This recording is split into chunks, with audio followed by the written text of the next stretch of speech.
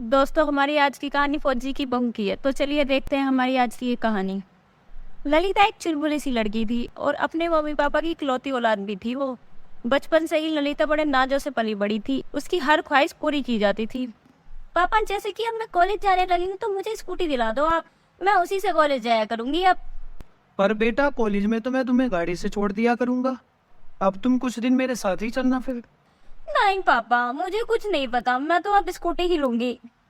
ठीक है, ले लेना। चलो कल चलते हैं तुम्हारी स्कूटी लेने। ओ पापा, आप कितने अच्छे हैं। लव यू सो मच पापा। एक दिन ललिता और उसकी मम्मी टीवी में बॉर्डर मूवी देख रहे थे। तभी ललिता अपनी मम्मी से बोलती है, मम्मी मुझे फौजी पसंद है। जब आप मेरी शादी के लिए लड़का देखेंगे ना, तो जो लड़का फौज में हो उसी से मेरी शादी करना। मुझे तो फौजी की बहू बनना है।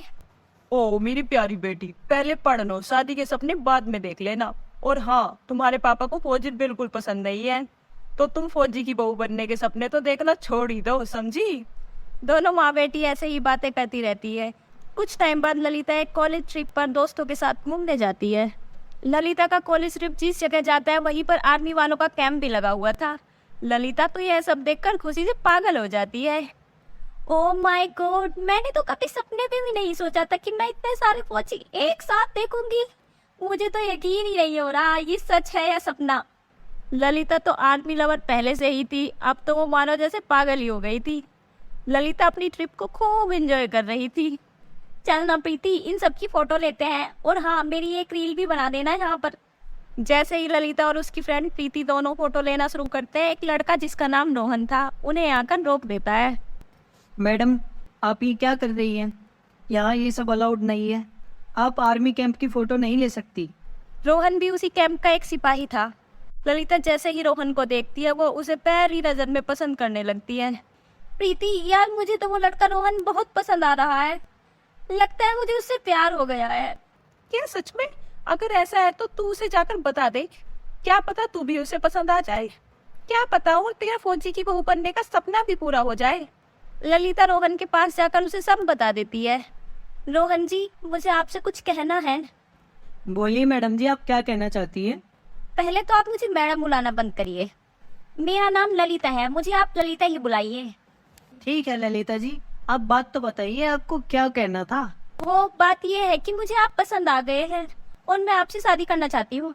रोहन पहले तो यह सब सुनकर चुप रह जाता है, फिर थोड़ी देर बाद बोलता है, ललिता, ये शादी ब्याह कोई खेल नहीं है जो तुम 2-3 दिनों में फैसला ले लो।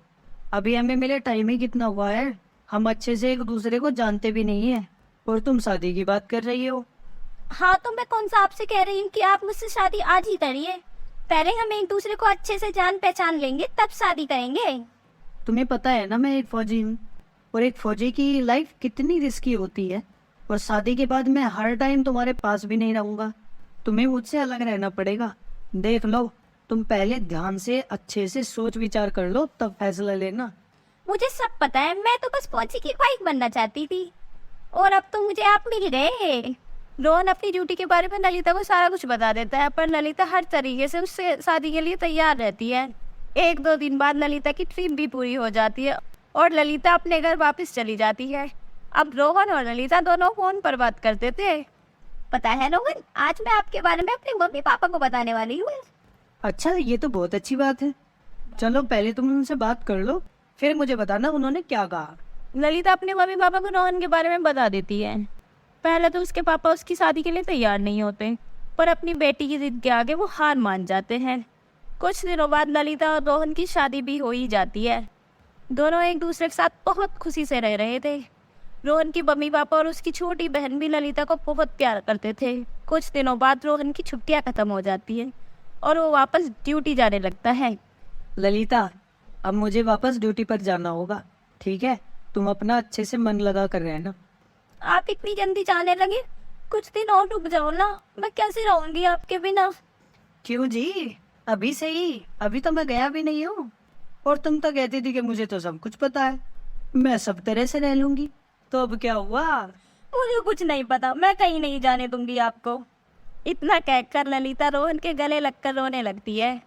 अरे पागल, रो क्यों रही हो? मैं जल्दी ही वापस आ जाऊंगा।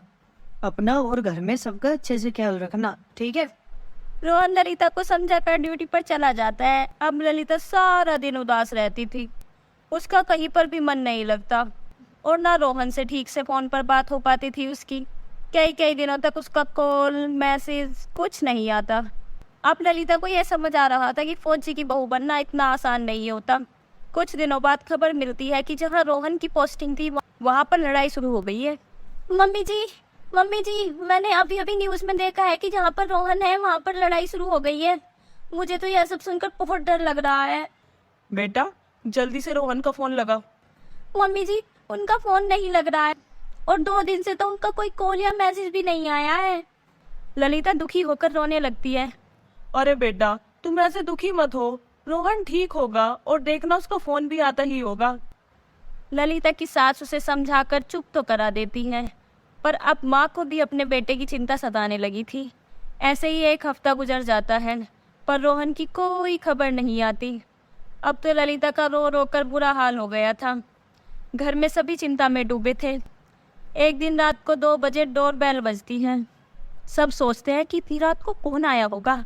इस टाइम कौन आया होगा? रुको मैं जाकर देखता हूँ।